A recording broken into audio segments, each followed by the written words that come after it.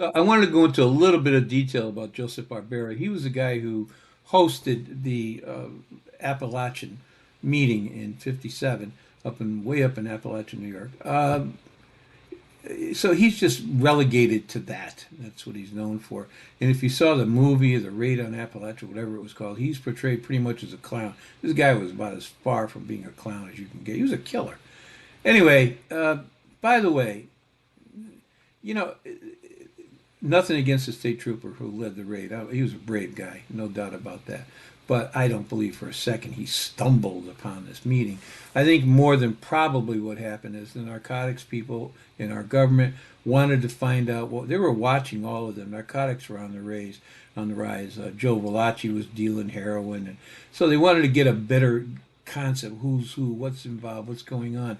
And like any other huge agency, they have contacts inside police departments. The CIA has it, FBI has it.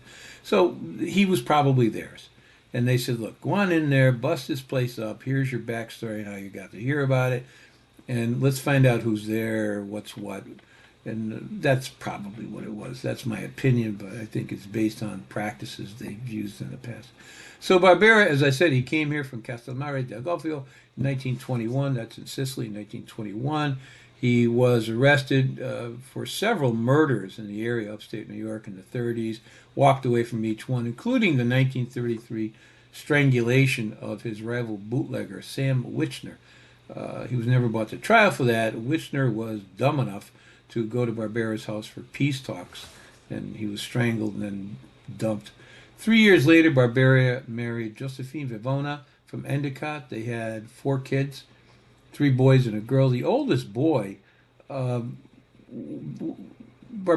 actually did have a serious heart problem. If you recall the story, all these bosses said they traveled from far away as California to come and visit him because he had a heart problem. They wanted to see him. Well, he really did have a heart issue. And after the raid, he had a cardiac event. That's a step away from a heart attack.